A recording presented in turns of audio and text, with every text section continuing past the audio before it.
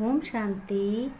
15 सितंबर 2023 के आइए सुनते हैं ईश्वरीय महावाक्य। मुरली के मुख्य पॉइंट्स।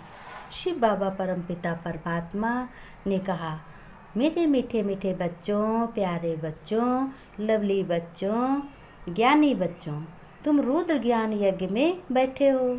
किसके ज्ञान यज्ञ में बैठे हो? रुद्र ज्ञान यज्ञ में बैठे हो। तो तुम्हें बच्चों रुद्र शिव बाबा तुम्हें सुनाते हैं। कौन सुनाता है? मैं रुद्र हूँ, मैं शिव बाबा हूँ, मैं तुम्हें सुनाता हूँ। वह सुनकर तुम्हें दूसरों को सुनाओ। जो मैं ज्ञान बच्चों तुम्हें सुनाता हूँ वह तुम सुन करके और दूसरों को तुम्हें ज़रूर ज़रूर सुनाना है। प्रश्न है, शिव बाबा ने कहा बच्चों प्रश्न है, बाप ने भी यज्ञ रचा है। किसने रचा? तुम्हारे पिता यानी मैंने यज्ञ रचा है। और मनुष्य भी यज्ञ रचते हैं। तो दोनों में कौन सा अंतर है बच्चों? बताओ। मनुष्य कैसा रचते हैं? तुम्हारा शिव पिता परमात्मा कैसा रचते हैं? उत्तर में बाबा ने बताया कि बच्चों सुनो, मनुष्य यज्ञ कैसे रचते हैं कि शांति हो। यज्ञ रचने के लिए शांति हो कि यज्ञ रचेंगे तो घर में सुख शांति होगी, अर्थात विनाश ना हो, यानी कोई दुख ना हो। लेकिन बाप ने कहा, शिव बाबा ने क्या कहा? शिव बाबा ने कहा, मैं रुद्र ज्ञान यज्ञ रचता हूँ। मैं रचता हूँ कि इस यज्ञ से विनाश ज्वाला निकले और भारत को नरक से स्वर्ग बनाने बाप के ज्ञान से है। बाप के ज्ञान से भारत को स्वर्ग बनाना है। भारत नर्क था, नर्क से स्वर्ग कैसे बनेगा?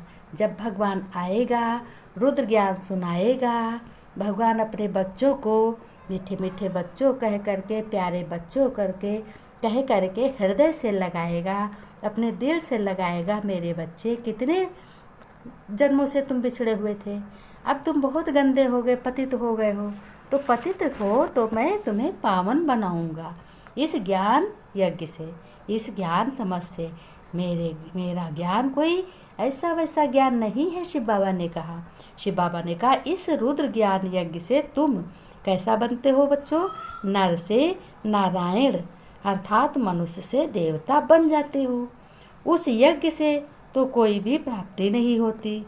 उस यज्ञ जैसे जो मनुष्य यज्ञ करते हैं उसमें तिल, चावल, धूप और बहुत सी चीज़ें ऐसी होती हैं डाली जाती हैं। पंडित लोग कराते हैं, फिर व्रत रहते हो, फिर हवन करते हो, तो वो यज्ञ अलग है। और ये शिव बाबा ने कहा ये हमारा यज्ञ अलग है। मेरा यज्ञ बिन पैसे का है। इसमें सिर्फ बुद्धि की बात है और अपने मन की संतुष्टता की बात है। मन को स्वच्छ रखो और हवन करो। कैसे यज्ञ होगा? इस तरीके से होता जिस तरीके से मैं तुम्हें ज्ञान सुनाता हूँ बच्चों। फिर शिव बाबा ने कहा, मेरे बच्चों, मैं सबका उद्धार करने आता हूँ। उद्धार कैसे? पर दुखी को सुखी बनाने आता हूँ और अपने सभी बच्चों को अच्छे अच्छे गुण, ज्ञान और सब कुछ, धारणाएँ, शक्तियाँ, सब कुछ। फिर शिव बाबा ने कहा, मैं तुम्हें ज्ञान सुना करके बहुत अच्छा सुंदर सा सेंसिबल बनाता हूँ। जैसे बाबा मैं भगवान ने ज्ञान सुनाया और कहा वैसे वहाँ भी तुम्हारी मुरली चल सकती है। ज्ञान मुरली कोई जैसे कृष्ण को दिखाई हाथ में, तो मुरली का क्या अर्थ है आज तक किसी ने नहीं बताया। वो श्री कृष्ण के हाथ में भी कैसी मुरली थी? ज्ञान मुरली थी। जो ये मुरली सुनते हो शिव बाबा की, शिव बाबा ने ही तो पकड़ाई थी उनको मुरली कि बच्चों तुम्हें श्री कृष्ण से कहा था तुम्हें सभी को, अज्ञानियों को ज्ञान देना है, आत्मा का ज्ञान देना है। शिव बाबा ने देखो जैसे अर्जुन को दिया। फिर शिव बाबा ने कहा तुम उन्हें समझाओ कि रुद्र यज्ञ में, रुद्र ज्ञान यज्ञ में रात दिन का फर्क है। जो मनुष्य यज्ञ करते हैं और इस यज्ञ से रात दिन का फर्क है। शिव बाबा ने कहा रुद्र ज्ञान यज्ञ रचता तो उसे विनाश ज्वाला निकली, भारत स्वर्ग बना। और यह फिर यज्ञ रचते हैं विनाश ना हो, दुख जाए, सुख मिले, अर्थात स्वर्ग स्थापन ना हो। अब स्वर्ग स्थापन होगा तो बहुत सी बाधाएं आएंगी। सबको पवित्र बनना पड़ेगा, सबको धारणा करना पड़ेगा और सबको गलत राह से अच्छी राह चलना पड़ेगा। पाप नहीं करना पड़ेगा, बुरा नहीं कहना पड़ेगा। तो ये सब तो धारण करना पड़ेगा ही। जब स्थापना होगी, बाबा ने कहा, यह तो उल्टी बात हो जाती है। तब तो बाबा ने कहते हैं, मैं इन सब का उद्धार करने आता हूँ। किसके द्वारा करता हूँ? रुद्र ज्ञान यज्ञ रचता हूँ और सभी पापियों का उद्धार करता हूँ। तो तुम प्रतिज्ञा करते हो बाबा, हम आपसे सुनकर और सुनाएंगे। फिर बच्चों ने कहा, अच्छा औरों को सुनाओ। शिव बाबा ने कहा कि औरों को सुनाओ, पहले यहाँ तो रिपीट करो। बाबा ने कहा, यहाँ जो सुनते हो इसको तो मन में रिपीट करो, फिर घड़ी घड़ी रिपीट करो, जो फिर कहाँ समझा सको। तुम कहीं भी जाओ, तुम फर्स्ट क्लास समझा सको। फर्स्ट पॉइंट है उसे यज्ञ में तो जो तिल आदि डालते हैं, मेरे रुद्र ज्ञान यज्ञ में तो सारी दुनिया की सामग्री स्वाहा हुई थी। शिव बाबा ने कहा, परंतु बच्चों, यह सब बातें कोई की बुद्धि में अच्छी रीति धारण नहीं होती। बाप को याद नहीं करते हैं तो बुद्धि का ताला नहीं खुलता है। बाबा कहते हैं हम ही क्या करें? शिव बाबा कहते हैं हम भी बच्चों क्या करें? इस समय सबकी बुद्धि कैसी पतित बनी है, उनको पावन बनाता हूँ। पतित माने पापी बुद्धि बनी है। जो मेरे को याद नहीं करते उनमें धारणा नहीं हो सकती। बुद्धि का ताला भला कैसे खुलेगा बच्चों? याद से ही तो खुलेगा। मोस्ट बिलवेड, मैं तुम्हारा बाप हूँ।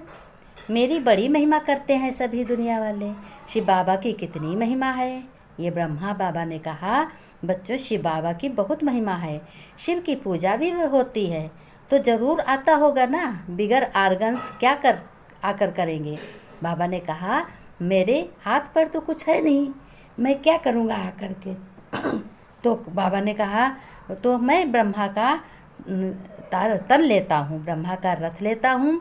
तुम बच्चे बाप दादा के सामने बैठे हो। जब ब्रह्मा के तन में आते हैं शिव बाबा तो क्या हो जाते? डबल बाप हो जाते हैं, बाबा और दादा हो जाते हैं।